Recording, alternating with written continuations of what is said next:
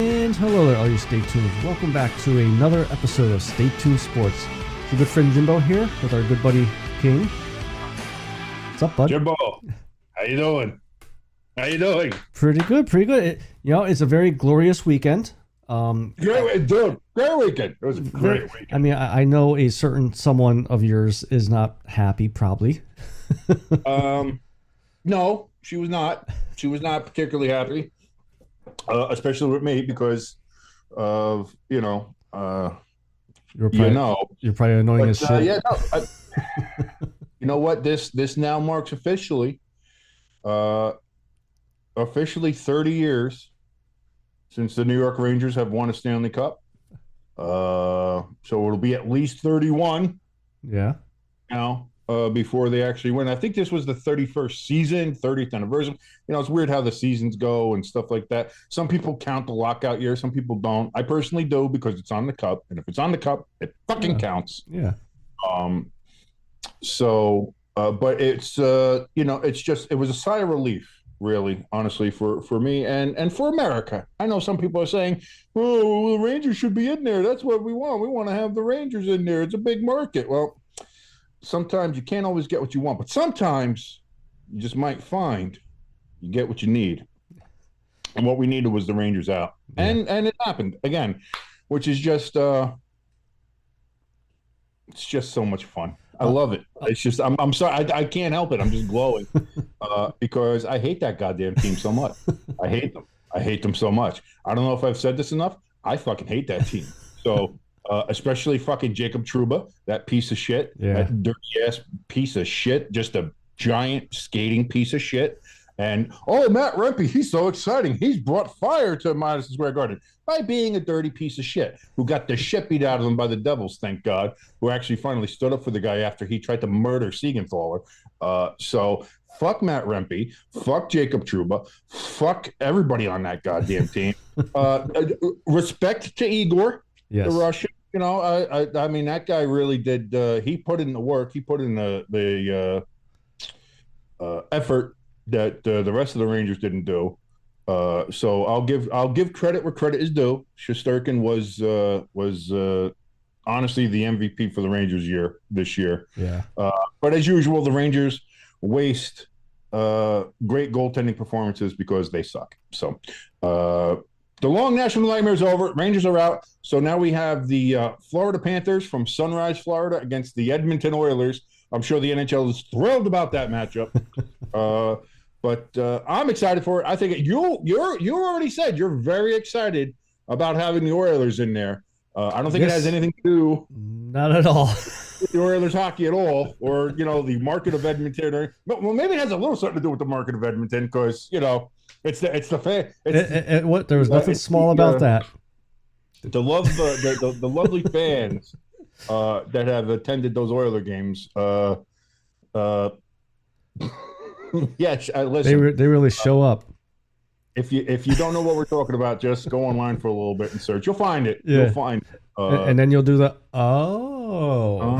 that's what they were talking about. And granted, listen, I'll never root for a Canadian team. It's not going to happen. I applaud the effort, though.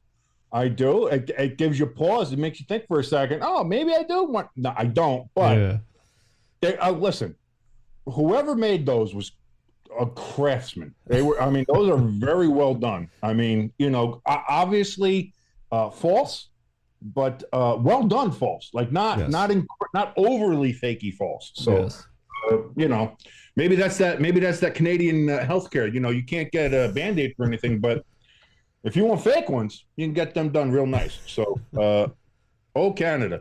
I'll tell you what. Going back to the Rangers, we talked about who they played the round before Carolina. They played the Panthers. They beat Carolina to face. So I think they were playing Carolina when we started talking about it, and I said, you know what, I want them to go to the finals and lose in Game 7, so that way it's just that much more of a heartache for them. This and that, and you were dead set. No, we can't have that happen.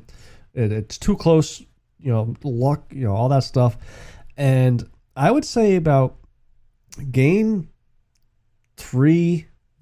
Game 2 of Florida is when it started creeping into my head. Was like, yeah, maybe we don't want that. Maybe we want them out now. And luckily woke up What was it last night they won, right? Or was it 2 nights ago? No, they Saturday. Saturday night. When I woke up Last Sunday. night was Edmonton beat Dallas, who, by the way, Edmonton beat them only 10 shots on goal. Holy shit. Only 10 shots on goal for Edmonton, and still, I mean, Dallas just was not. Edmonton apparently is very good on the power play. Yeah. And again, when you got McJesus there on your side, don't call him that. And old oil cans McGee up in the stands, you're doing. That's what they're oil cans. There you go. That's what they are. Oh, it fits so perfectly. Oh yeah. He's got a new name. Oil King. Trademarked by Stay Tuned Sports. Oh, dude, that's going to be the merch store. Which, by the way, if you go over here, that's the merch store over here. If you want to donate, you can go look at the QR code that we have over here. If you're watching us on YouTube, we have a QR code over on each side here. The one I'm pointing to right now, that's for that's the donation station. You can go and help us over there.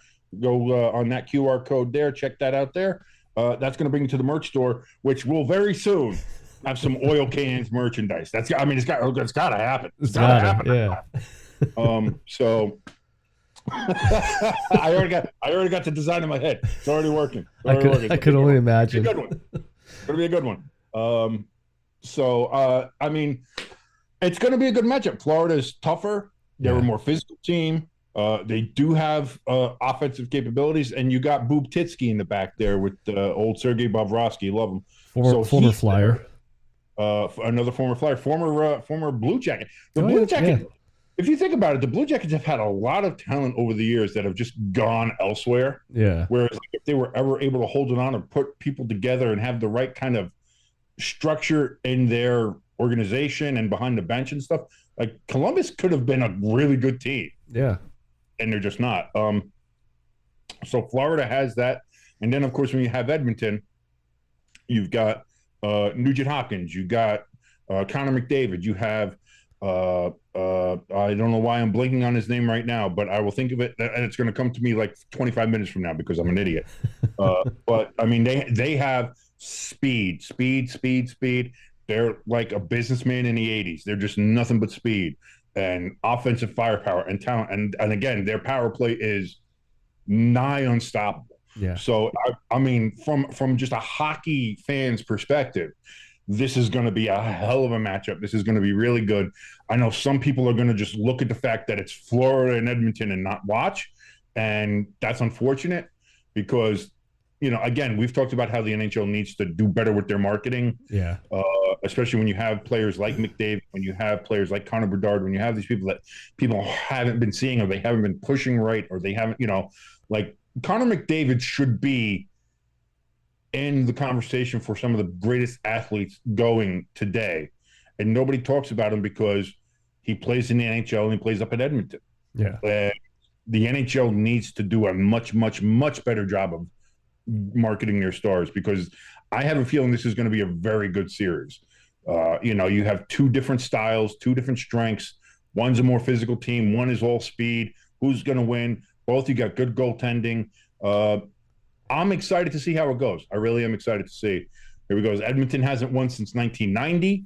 Canada hasn't won a cup since 1993. So all of the Great White North is rooting for Edmonton at this point. I guess unless you're from Calgary, because rivalry is going to rival. Same thing. Like if Edmonton was playing the Rangers, I'd root for Edmonton. Wow. I'd be with Oil Kings. That's where I would be. But because it's not the Rangers, I will never root for Canada unless they're playing the Rangers. Like in 94, I rooted for the Canucks. I would never normally root for the Canucks, but I did then. Why? Because it was the Rangers. So there's absolutely no team that you would root for the Rangers. No, there's no team. The hatred and pure vitriol I have for the Rangers surpasses the one I have for the Eagles. Barely, but it does. Yeah. Like my most hated rival team out of all sports, everything is the New York fucking Rangers. Can't stand them. Can't stand their piece of shit fans. They're we're great fans. You're a bunch of suits. You're a bunch of suits that sit down there in the garden. Don't know hockey. You don't know shit. They always try to talk about, oh, we take over the Rock when we go. Oh, the Devil. It's like the second MSG when we go play the Devils. Dude, I went to Madison Square Garden. I've seen the Devils play the Rangers at Madison Square Garden. Me and my friend Ashley, we went, I want to say like 10 years ago now, probably a little longer than that. It was a good 40% Devil fans there. Okay.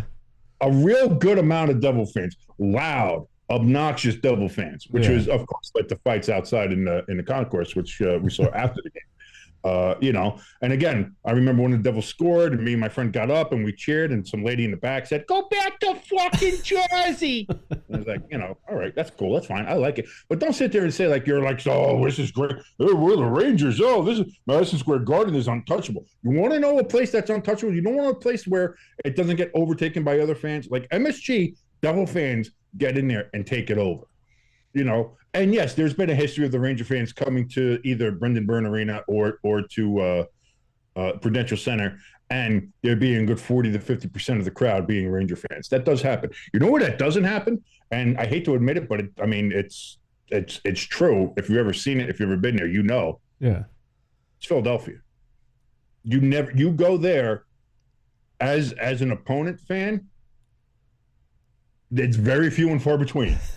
You're not going to have a lot of backup. You're not going to have a lot of, it's just that's the culture they've built there. Yeah. So if you want to have a fan base come out and say, like, oh, yeah, this is our domain, nobody comes here and fucks with us. It's not the Rangers.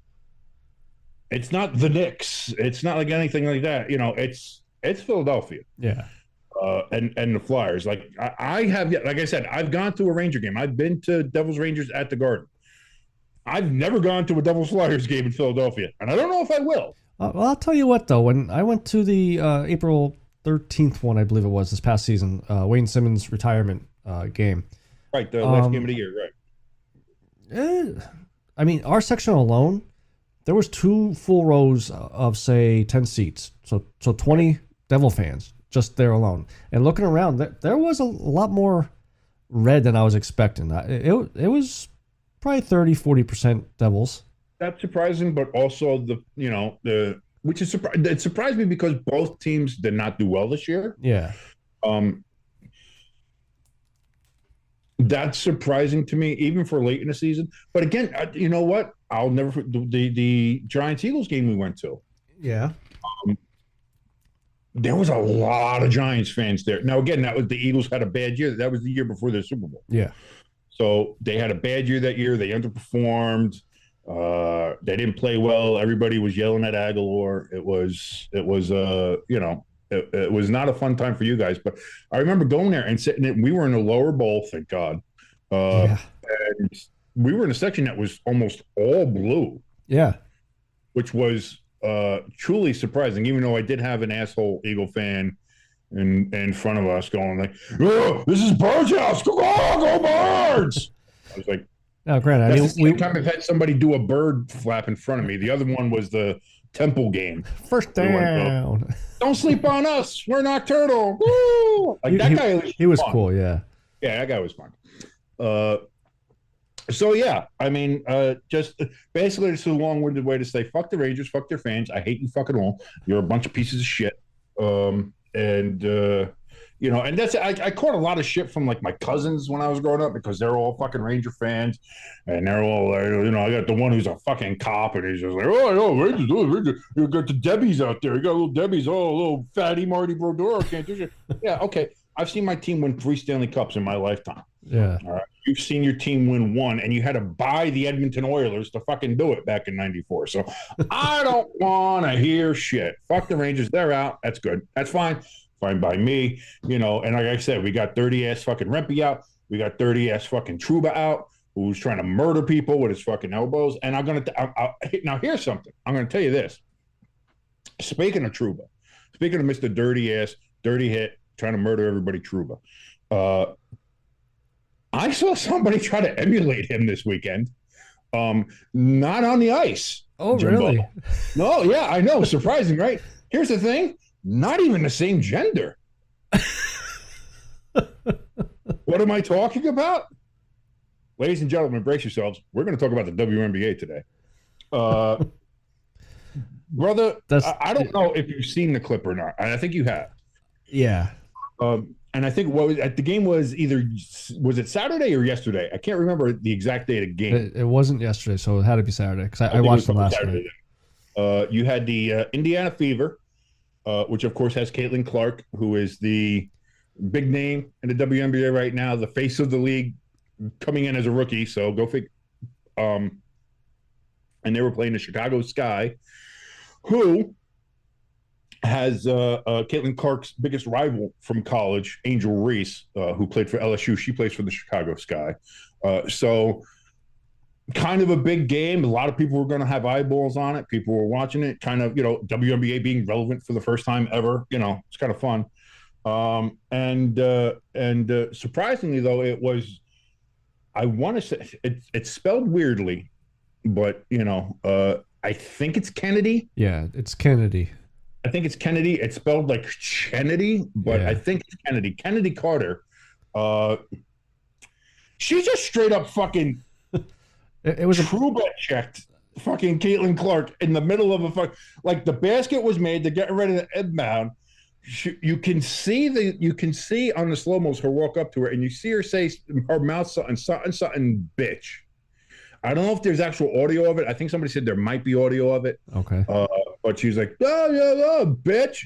And just, wha-bam! Just like body checks her ass into the ground. And like nothing. Yeah. No call. First of all, no calls. No anything like that. I don't even think the ball was thrown in yet.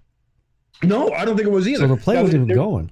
There's a couple things about this. One, like, dirty ass shit. Then you have Angel Reese on the bench coming up and coming, yeah, all right, yeah. It's like you couldn't even do that. Like you got to have somebody else do that for you.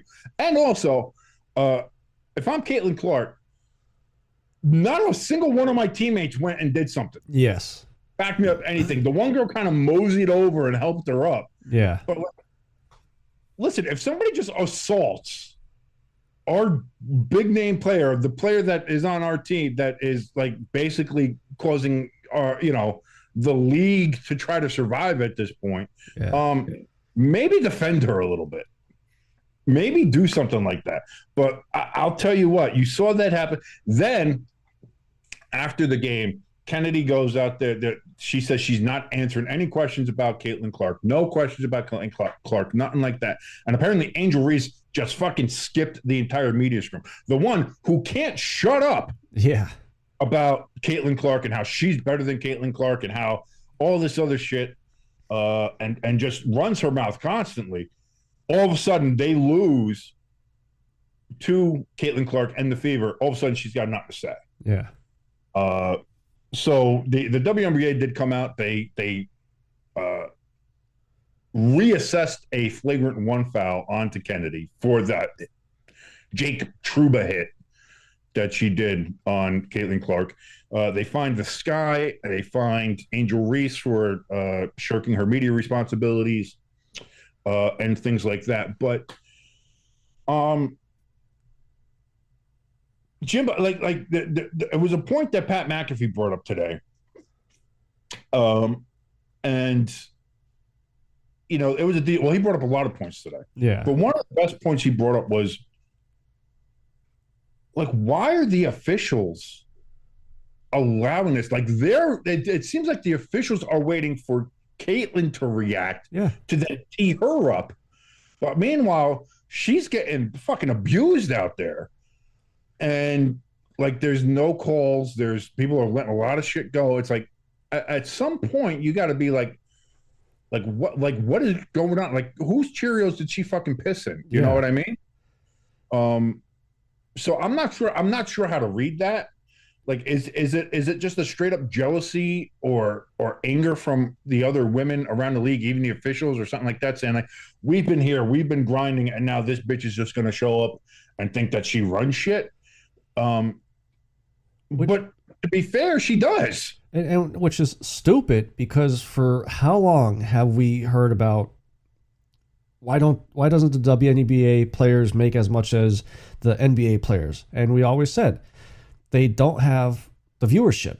They're irrelevant. Exactly. Now you bring in a person that is bringing eyes onto it, like Pat said. The attendance alone to what's the 5-6 games they're into it now? Maybe it's 10. The games that Caitlin Clark is playing, they're averaging, I think, an attendance of somewhere like 13,500. So their attendance that they had of all of last year, they're already at. The next closest average team, the average attendance games, I think, are 8,000 or 9,000. Yeah. So you're talking about there is a 5,000 to 6,000 attendance difference to what this girl is bringing in the league. Yeah.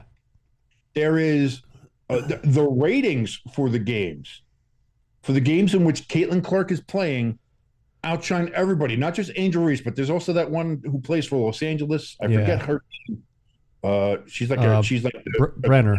Barbie blonde. What is her name? Brenner's, I think, her last name. Brenner. No. What is her name? I got to figure this out now. But to kind of, like, while you're looking that up, to kind of go on with it, more eyes on the sport means more money to come in to pay you guys. So, I mean, I understand what happens on the court, that's amongst them. But you think the WNBA would step in and be like, all right, maybe you guys pull back a little bit or so. We're having a very good year so far with ratings and things like that. It's going to help us. Cameron Brink, that's who she is. I got the B right. So, because those are the three that everybody's looking at. Because again, Cameron is, white girl, blonde, out in LA, figured she might be a big name. And then you have Angel Reese, won a natty at LSU, was the big name coming out from LSU, and from that group, kind of, one of the better known female athletes. And then you have Caitlin Clark, who was this, hype machine in Iowa. Yeah. Would put her, the numbers she put up and everything like that. And then coming into the league, she was seen as the savior of the WNBA. So that's why these three have kind of been compared. And Pat did that. A lot of people have been doing that. But when you compare the ratings that all three of these girls have, and again, the one that I saw done, they took the ones that were off of like ABC and ESPN because not everybody's getting those yet. Yeah. Because, Caitlin Clark's getting a lot of the ESPN and ABC games because she's the fucking draw. Yeah. But even on the games that are just either on NBA TV or like somebody said that they're like on fucking Ion television, which I didn't even know still existed. Yeah. The Caitlin Clark games are blowing everybody else out of the water on ratings. And that's taking away the ESPN and ABC numbers. Yeah. The games that are still Indiana Fever games are blowing out all the other teams. The jersey sales one blew my mind. That one, yeah. I figured she'd be up there, but not like how far up. The fact of the matter is that when you take in not just WNBA jersey sales, but NBA jersey sales. So like you're putting, the WNBA players and Angel Reese and Caitlin Clark and Cameron Brink and all these people up against LeBron and Luka and Jokic and Kyrie Irving, all these Durant, all these other people, Steph Curry, anybody with the Knicks, anybody on the Knicks, Jalen Brunson, anybody like that. So you put everybody up there. Caitlin Clark is ranked 4th in jersey sales. No other WNBA players up there. Angel Reese isn't up there. And Cameron Brink is that information is not available because they're not even charting on jersey sales. You know what I'm saying? So like when you look at all this stuff and then you hear the people say, oh, well, it's, it's not just Caitlin Clark. It's this draft class. This has been such a talented and great draft class. They're what's bringing in all of these eyeballs to the WNBA now. And this is what's, it's so great. And I understand what they're trying to do and what they're trying to say, but it's like, who do you believe, me or your eyeballs? Yeah, I'm sorry. When the fact of the matter is that Caitlin Clark is the reason the WNBA is relevant right now.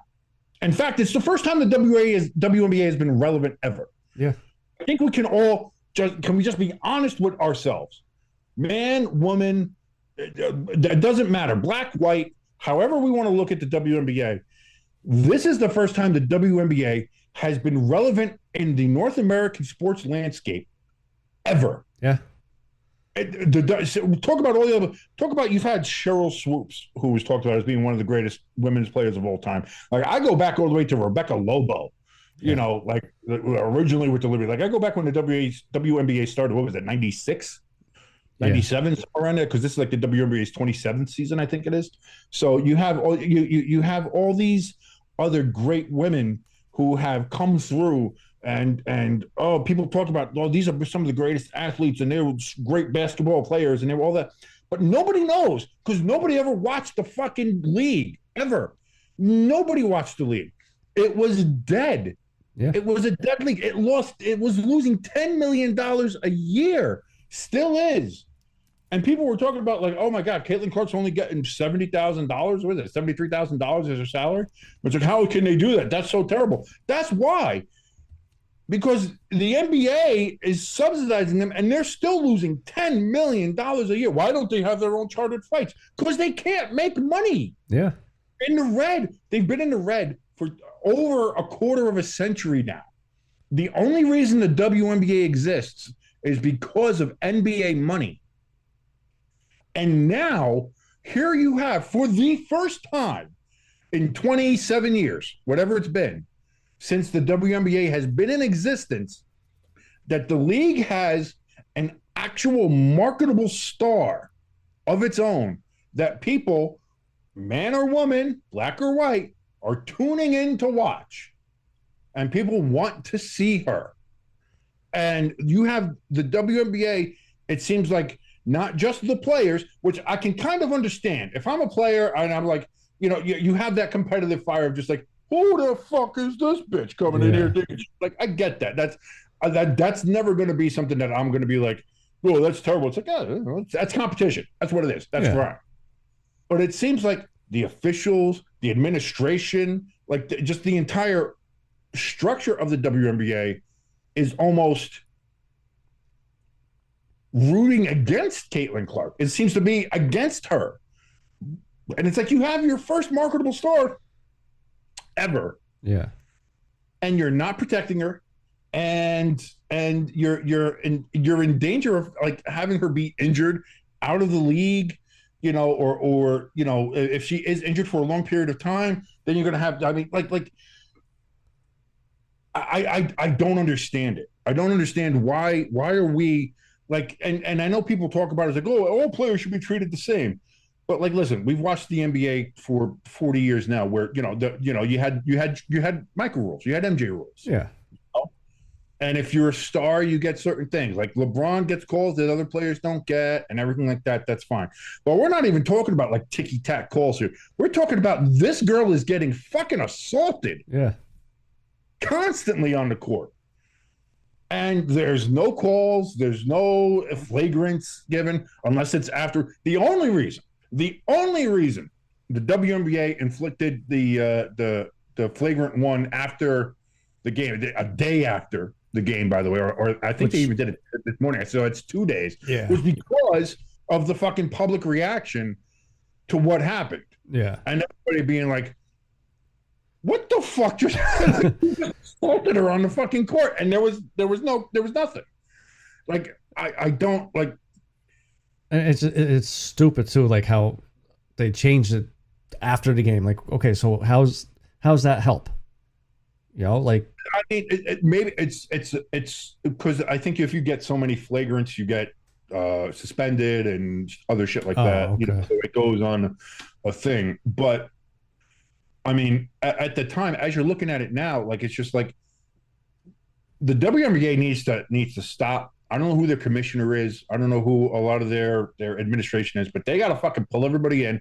They need to have a fucking meeting and be like, whatever we're doing, whatever the officials are doing, however we're like almost punishing Caitlin Clark for being Caitlin Clark, and for trying to save our broke ass fucking league. Maybe we should like actually try to protect our fucking asset instead of having her be fucking assaulted every fucking game she's out there. And again, this is not the first time. It's probably the most egregious time we've seen it. Yeah. It's not the first time it's happened. Well, if you've seen the post-game press conference with the head coach of the Fever, she said that we'll just continue to send in the tapes of what's going on. And you know what? If I was Caitlin Clark right now, you know I love the Buddy Ryan rule. I think she's got to start throwing the Trubas. You know, elbows, dude. She's Dennis just got to get Rodman. elbows up. Like Larry Bird used to back in the day. Yep. Elbows up and just start fucking moving. And just, that's, you know, at that point, because if nobody's going to be there, not even your teammates. Yeah. Because like I said, her teammates didn't even come over and try to fucking help her out. Yeah. When fucking Kennedy assaulted her ass. So that's my thing. Like if nobody's going to fucking help you, then you got to help yourself. And if that's the case, then fucking elbows out, grab that ball, elbows out, swing, and just take care of yourself. But that's the problem too, because if she does that, then she's going to get teed up. That's fine. And she's going to get flagrants. But she's going to get that. But at some point, you got like she's going to have to make a stand for herself. Exactly. You're showing that I'm not taking this shit no more. And then the only other aspect too of the Fever, the ownership, get that team together and tell them, listen, you got to play together. You see and I think the coach said it. You see a player go down, all 5 of you run over there and pick them up. And if it doesn't change, ship out one of them. I mean, I watched the game last night, like 2 or 3 quarters of it. They suck anyways. Every ball that went up. Yeah, they're not a good team. Yeah. There's a reason why they were number one to get Caitlin in the first place. And so I feel bad for Caitlin on that aspect of it too, that she has no players around her. And so you'd think they would be even more wanting to run over, making sure she's okay and everything, because she's going to be the one scoring the points to win the game for them. It makes me wonder if they think like, I'm not going to be here. Like the only reason I'm here is because they actually need bodies. Yeah. But like when next year, if they're able to fucking draft somebody else pretty high, because again, the Fever's not that good. No. You know, if they get a couple free agents, if they make some trades, if they do stuff like that, like I'm just here. It's like that. It's like it seems like India, like the Fever want to do a culture change. And when that starts to happen, the people who are already there are like, if you ever watch the Last Dance documentary and you see how you hear about how Jordan was when they drafted him and how he first went to Chicago and how that team was, where it was nobody showed up really. They kind of showed up when they want to. People are doing bumps on the fucking court, you know.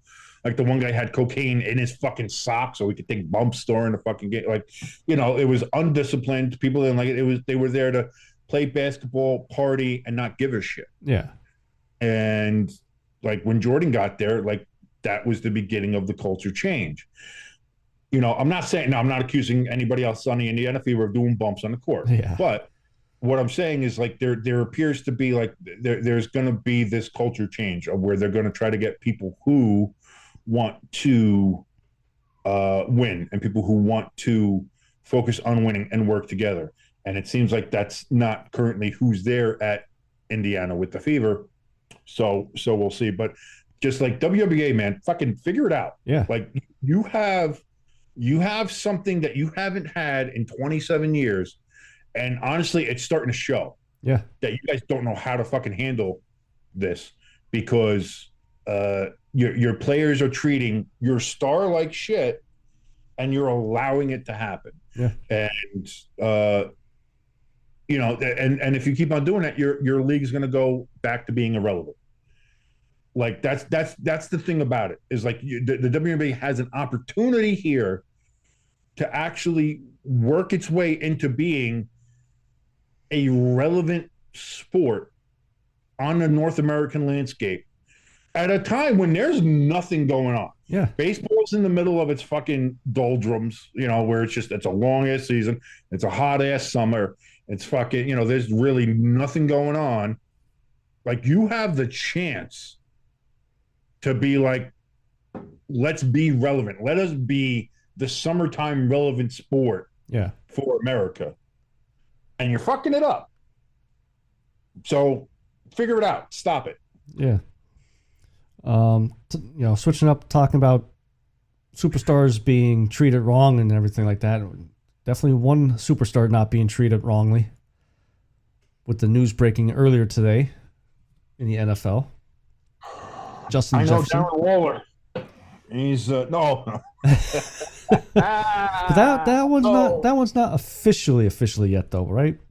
But we I mean, he still could back out because once he sees his music video, he might rethink it. I don't know, man. He obviously thought enough of that video to be like, man, that shit's fire. That shit's fire.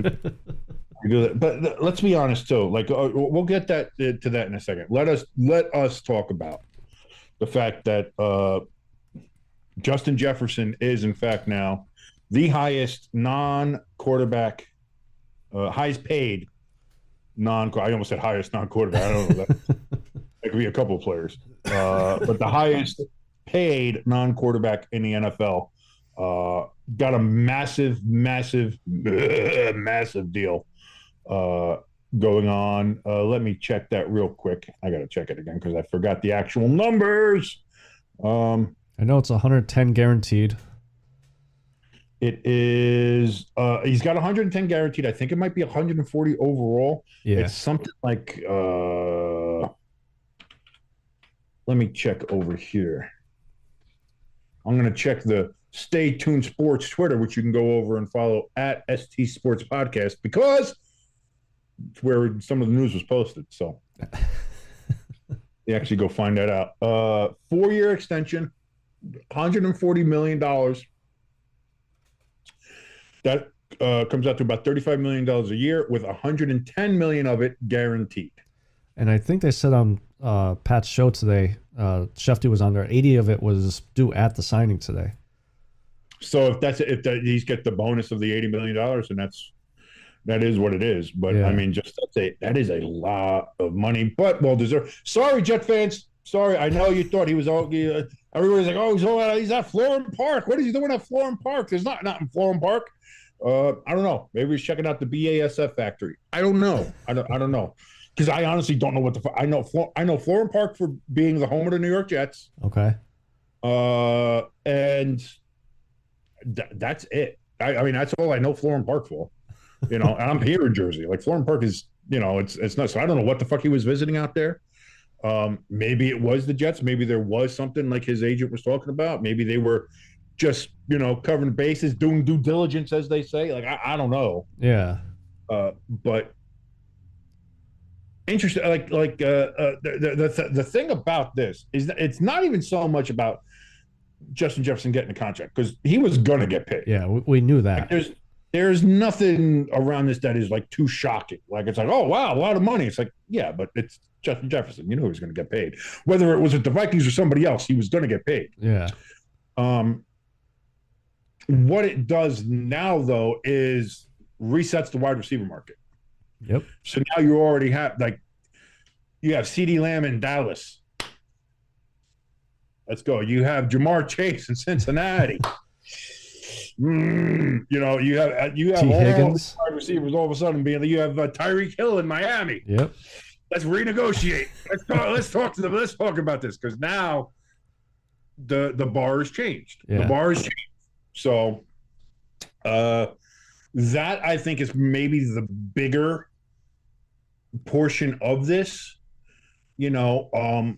Of how is this now going to affect CeeDee Lamb and Jamar Chase and Tyreek Hill and a lot of the other receivers? How is this going to go forward? Who's going to hold out? Who's going to try? How does this now? Again, it's interesting with the Cowboys, because again, the Cowboys, they didn't pay Dak. Yep. They put Dak in another prove-it year.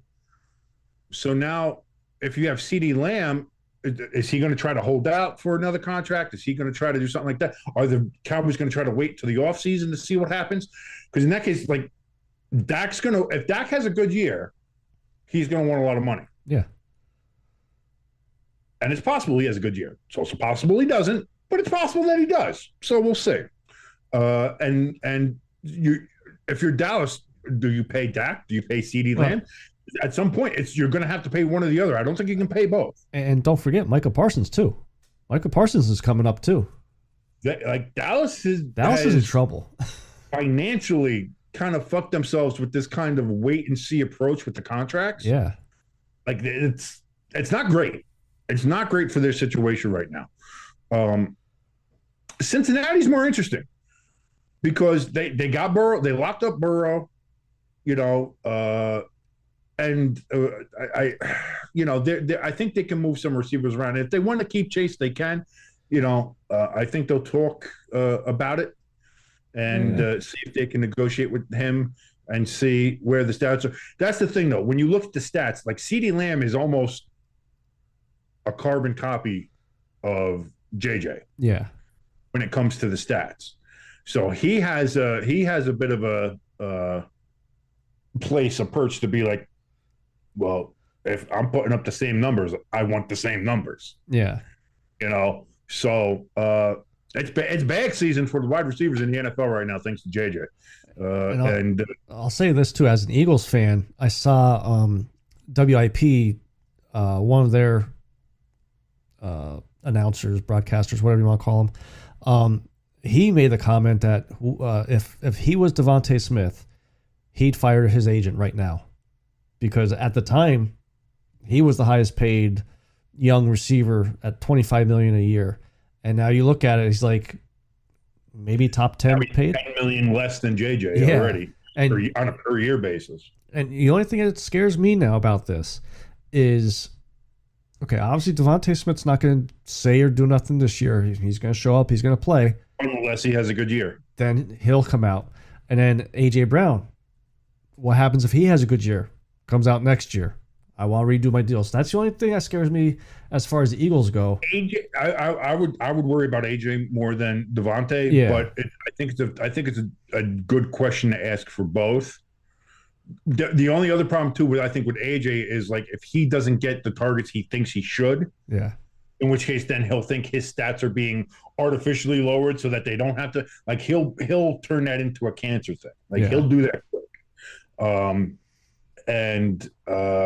I haven't seen that kind of behavior from Devontae to kind of say that he would do that. AJ, I think is a better chance of that happening. I'm not saying it's going to happen, but I think there's a better chance of that happening, of where it might get a little bad. And then if they both do end up having good years, I think there is a general consensus of thought that any receiver, I think this year, who has above average, good Pro Bowl / All-Pro kind of year is going to say, let's rework my deal. I want a JJ contract. Yeah. Or similar, something close to it. And a lot of teams are going to either do it or don't, or, it's going to cause a little bit more friction. Like, again, I think this has ability to change more than the Deshaun Watson contract when it came to quarterbacks. When that came out, everybody was like, oh, well, this is going to change contracts, not just for quarterbacks, but everybody. Everybody's going to start looking for fully guaranteed deals, and everybody's going to be looking for that big money and fully guaranteed and all this kind of stuff. And at the end of the day, the NFL team said, we're not as dumb as Cleveland. Yeah. So we're not going to do that. And, and you saw it caused some problems in some places where some people were trying to get those kind of deals, and teams balked at them and said they wouldn't do it. And I remember there was a while there where Kyler Murray was looking for that in Arizona, and eventually they settled on something different. And then they put in the clause that he had to watch film, and everybody lost their goddamn mind. They were like, why does that have to be in a contract? Is he not watching film? And it's like, no, that motherfucker's playing Call of Duty every time it comes out. Like, damn. There was a question that was brought up on Pat's show that is interesting too. At what point do you see the 10 to 15 year contracts, $350 million contracts for wide receivers? I mean, they're getting pretty damn close. You're never going to see an NFL contract more than 4 or 5 years. Like I said, you get the rookie 5th year option. Yeah. Because I think the closest you're ever going to get to like a 5-year contract. But like, as far as like, no NFL player is going to get those kind of contracts. And if they do, like that was it. Mahomes got a 10-year contract. I mean, I remember McNabb had like a 7 or 8, and that was what, 10, like 15 years ago? Unless you have like your franchise court, like Mahomes is going to get because what did he get? He got 10 years, $500 million, which at the time was like, oh my God. And now you look at it and he's not even close to being the top paid quarterback. Yeah. So that's going to have to get changed too. And you'd figure 10 years, $500 million, but so like he's going to make close to like $1 billion by the time his career is done. Yeah. But here's the thing. You've been to 4 Super Bowls, you won 3, like, okay, like you win. What are you going to do? Yeah. I don't know, outside of like wide receiver. That's the thing. Like, I don't think you're going to see that for wide receivers because it is a volatile position. And, it's, it would be like who would do that for a running back? Who would do that? Like, you're not like those. Football is such a wear and tear sport. It's such a physical sport, even with all the stuff they've taken out of it and trying to make it safer and all those things that people want to argue about or not, whether it makes it flag football or not, whatever. Yeah. It's still a rough and tumble sport, which will cause wear and tear on individuals. And so trying to put some like somebody who's already been in the league 4, 5, 6 years, who's maybe done enough to then earn a high value long-term contract, you don't want to give a long-term high value contract to, because they're already that many years in the league and have that much wear and tear on them. How much longer can they going to last? Yeah. You don't want to tie up cap space. You don't want to have to tie up it's messy. Yeah. So I think what you see, like, again, you have JJ here getting a 4-year deal, which, again, as with everything, it's usually a 3-year deal because you don't want to ever have somebody play in their last year unless you're doing a prove it thing, like they did with Daniel Jones a couple of years ago with the Giants, like they're doing with Dak for a second time. Yeah. Dak's in a prove it year. I feel like that's kind of more the vein of what you're looking at. So outside of, like I said, the quarterbacks, the franchise guys, Yeah. like I don't think you're going to get like your 7-year, 10-year deals. Okay. Anything else about the Justin Jefferson thing you want to talk about? Not particularly. Like I said, I think it was not shocking. It was expected. The 110 was kind of shocking to me. A little shocking. The amount of guaranteed, I think, is what made people open their eyes and kind of go like, wow. But also, it's like, it's Justin Jefferson. Like, if somebody's going to get that, it's going to be him. Yeah. Now, again, he's playing with a rookie quarterback. And maybe that's another reason why they wanted to kind of lock him up, is be like, at least have a safety valve for JJ there. JJ McCarthy, yeah. Too many JJs now in Minnesota. JJ to JJ. JJ to JJ. We're going to have the J and J connection. JJ to JJ. So it wasn't really shocking. It really wasn't anything that we haven't seen. I think the repercussions of this could be shocking, of who gets what, or maybe who doesn't get what. Like, will CD get paid or not? Will Jamar Chase or not? Like I said, Miami, it seemed like they were doing all right. They had, you got Tyreek Hill there. They signed Waddle. They seem to have a good 1-2 receiver punch. And now this happens, and now there's rumblings, there's rumors coming out that Tyreek might be looking to, rework a deal because he kind of wants to be back up into that market. So plus, having 2 more kids on the way, need some more money. Who is that? Who was the remember that Jets cornerback that had like 13 kids? Cromartie. Cromartie, that was it. I was trying to remember. I couldn't remember his name, but yeah, he had like so many goddamn kids. It's like him and Jesus, Rivers, yeah. They both got football teams. Rivers had it with one woman at least. Cromartie was, I think, all over. He had a couple baby moms. Yeah. He was populating the earth, good for him. But either way, like, I think that's where you're going to get maybe the bigger headlines or the shocks of, like I said, who either does or doesn't get deals close to similar or something like that. Yeah. If somebody holds out, if there's going to be something like that, I think it'll be interesting. I do know that Darren Waller won't be one of the people that get that. Has there been a bigger fall from what somebody was to what they are? Yeah. Then with Darren, and it always seems to happen with the fucking Giants. The Giants always seem to be the ones that fucking left holes in the bag. Did that with fucking Galladay. Like, oh, he's played really well. Played really well with the Lions. He's played really well with you get the we'll get him. Yeah, no, I think we can get him. Yeah, no. End up getting him, and he caught, I think, one touchdown for us, and that was in the last game of the year against the Eagles, in which we lost that game anyway. And like it didn't matter. And it was like all that money we spent on him was a waste. And then we get Darren Waller. It's like, oh, it's a good tight end, safety valve. Good for Daniel Jones, everything like that. Okay, well, we had an offensive line. First of all, he couldn't block. Nobody on our offensive line could block. Daniel Jones got murdered before he could fucking use him as a safety valve because he didn't have time to get it to his fucking safety valve. Yeah. He didn't like it was, again, it was just a comedy of errors. And then he goes ahead and he fucking fumbles his wife, who is, again, we're talking about the WNBA. She's a multiple-time champion, I think, with the Las Vegas Aces. Yes. I don't know why I'm not remembering her fucking name right now, because she's a fucking smoke show. And it's like, because that's the other thing too, is people were talking about, how do you fumble that? Well, like you're with them, and not only that, but that was the one that caused the whole problem with fucking Josh McDaniels. Yeah. Because they didn't invite Josh McDaniels to their wedding, so he traded him to the Giants. Yeah.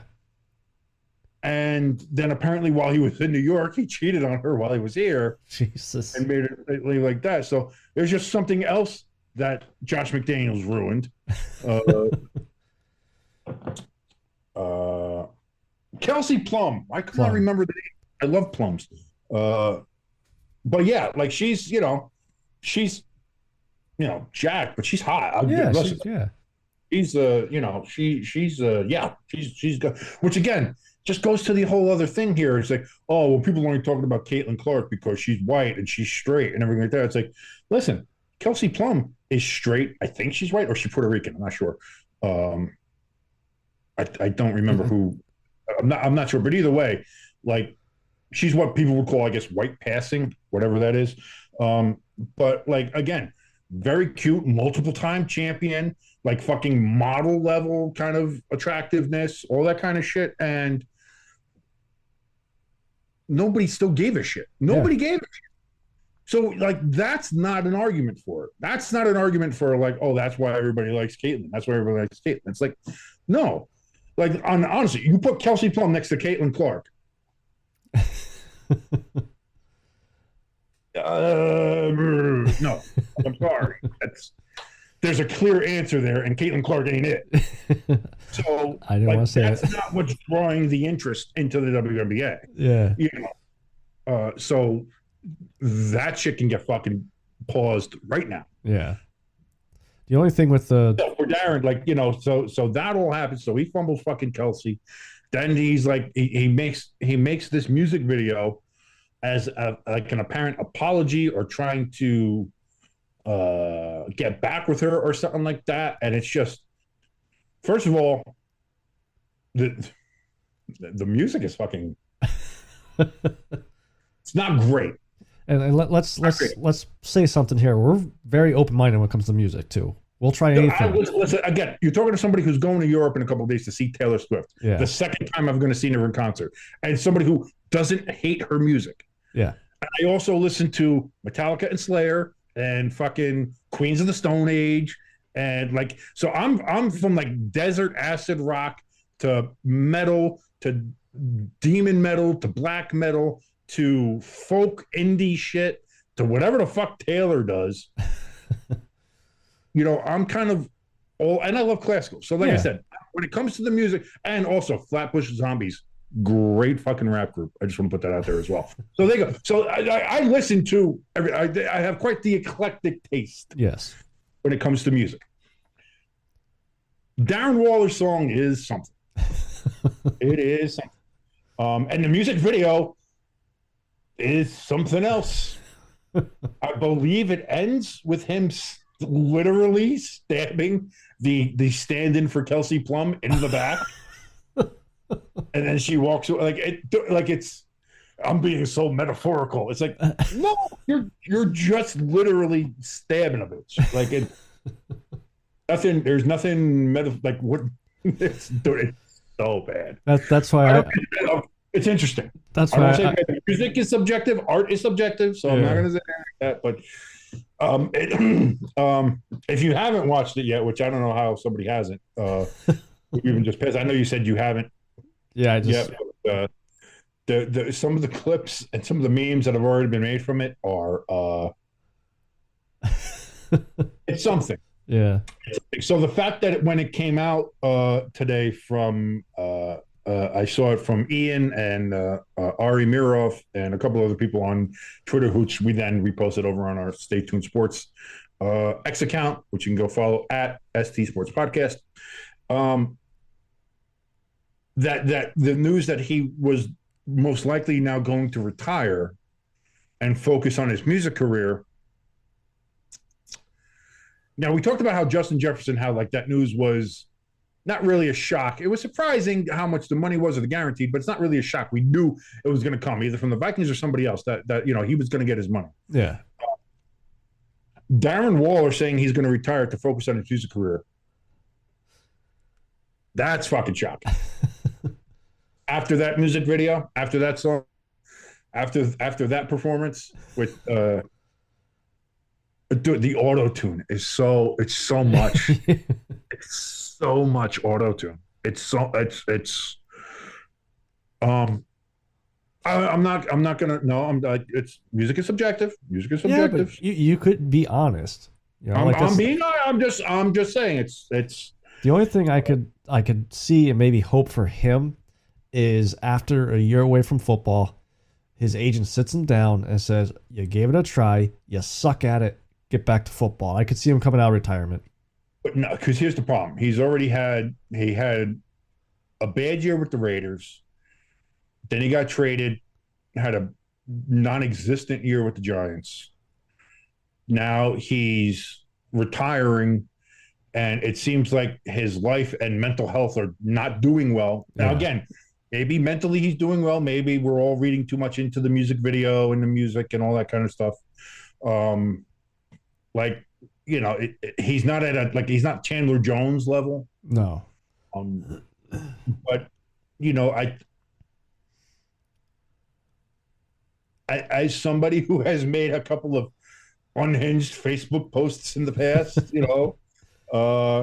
as somebody who was dealing with either relationship issues or problems, or somebody cheating on me, and being lovelorn and things like that.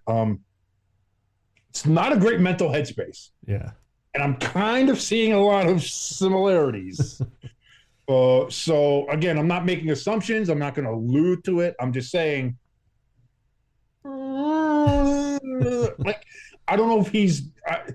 You're going to talk about 2 bad years, then a year off, and then you try to have him come back. I don't know. Could be a redemption. I don't know if anybody would pick him up. I don't know if anybody would take a chance on him. I mean, the Giants still have the rights to him, though, right? Yeah, I think there's like a 5-year or something. There's a certain limitation when that goes away. Okay. I think there is, but there's no point in that. So yeah, the Giants would ultimately have the rights to him if he wanted to come back. Yeah. But even if he wanted to come back, if I'm the Giants, I don't know if I want him back. And I think that's kind of the thing. And there were reports that the Giants would be very surprised at this point if he came back. But also, I'm wondering if the Giants don't want him back. Yeah. Based on his level of production, which was nil, and maybe what his current headspace is. Like, listen, if this guy is more focused on making sad, sorry music for the fact that he fumbled a fucking all-star fucking wife, like, what good is he going to be on a fucking football field? Yeah. Or I mean, like, it's not. I don't know. I don't know if that's somebody you want on the field. So, it's just another Giants fucking. It's a giant mistake. And the Giants have made a lot of those. Unfortunately. Like I said, Galladay might be the biggest one. But I remember when we picked up Darren Waller, I was like, maybe this is a good thing. Maybe, he'll get back to what he was before Josh McDaniels. I was all on, Josh McDaniels probably fucked him up. Josh McDaniels ruined him and everything like that. Well, Josh McDaniels helped ruin his marriage. But like I don't. Best of luck. Best of luck, Darren. That's all I gotta say. Best of luck to you. It's a rough dating scene out there. Keep your money. Don't be like AB. Don't lose it. Make sure you have some money. Stay comfortable. The chicks love money. If you were able to go ahead and pull Kelsey Plum, you might be able to pull somebody else too. Don't cheat on him this time. That's all. You can keep it in your head. You have it in the spank bank. You're ready to go. But that's it. Leave everything else in the imagination.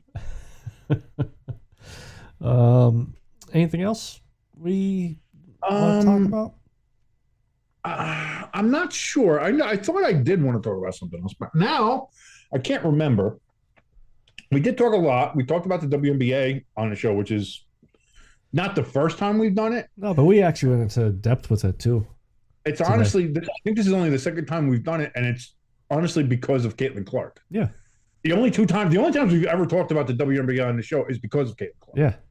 So, just putting that out there as well. We talked about the Justin Jefferson contract. We talked about some of the ancillary stuff with that. Larry Allen, rest in peace. Maybe one of the greatest, if not the greatest, offensive lineman, especially from the 90s that I remember growing up watching. Dude was an absolute beast, absolute animal. They showed a clip. The one where he caught the interception from the Saints guy? Yeah. Dude. Saints guy caught the interception, he's running, and he ran him down. All 350, 380 pounds. He was booking. That's what I mean. When you talk about like Larry Allen was the anchor of that line. And again, I'm a Giants fan, so I hate the Cowboys. Always hated the Cowboys. But Larry Allen was one of those players that was always like, I love Larry Allen because he's just like, he's that guy, and you had a ton of respect for him and what he did and how he played the game. And yet all we know is that apparently he passed away while down in Mexico on vacation with his family. He was only 52 years old. That's the thing. When I saw the born and the death date, I'm like, holy shit, he was only 9 years older than me. Yeah, he's only 52, which is 10 years older than me. Yeah. So when you think about that, it's that's obviously a sad thing. I was going to bring up something else too, because we talked about the Justin Jefferson. We talked about Caitlin Clark. We mentioned now Larry, unfortunately passing away.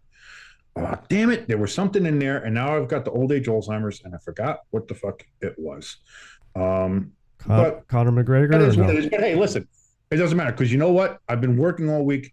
I just want to get everybody pumped for this. Yes. Like, this fall is going to be fucking fun. This fall, we're getting ready. We're going to do a shit ton of live streaming. We're going to live stream like every game you can think of, all the primetime games, things like that. We're going to be live streaming them. We're going to be having a blast. I know you've seen other people do it, but you've never seen us do it, and we're cooler. Yeah. So, and I like Brandon Perna. I like Tom Grossi. I like some of those other guys. That urinating tree is not great, or 5 points, but whatever. Either way, those two though, Perna and Grossi, I do like. But I think we're going to be very good at what we do.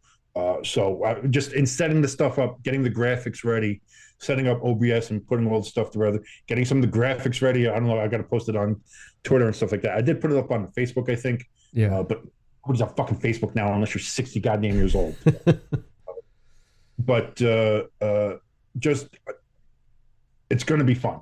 Yeah. We're going to have a lot of fun setting everything up and just getting ready, because we're going to do football. We have NFL. We're going to do some Notre Dame stuff. We're going to have content every single day, whether it's a live stream of a game, whether it's us doing a podcast show, whether we're putting up shorts, whether we're doing something like that. We're going to be on here all the time.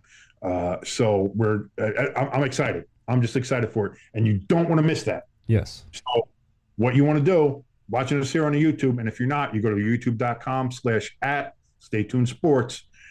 Go to our YouTube, like, share, subscribe, hit that little notification bell so you know whenever we're going live, whenever we set something up, we're going to have it there ready for you to go.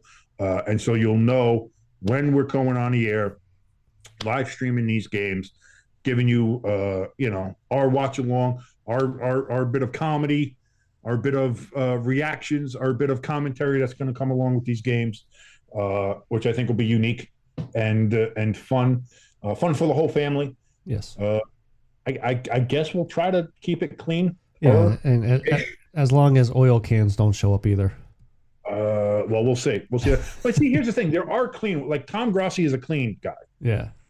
He watches the game. He's clean. He's like, let's frickin' go, and but like he keeps it clean. So let's go. So if that's something you want, if you want like the clean kind of reaction guy, like Tom Grossi is going to be your guy. Yeah. He's out there. He's raising charity. He's doing all that kind of stuff. Right now, we are the charity. Yeah. We're broke. We're broke as fuck. We need money. We need to start getting some kind of revenue. We're not anywhere close to revenue yet.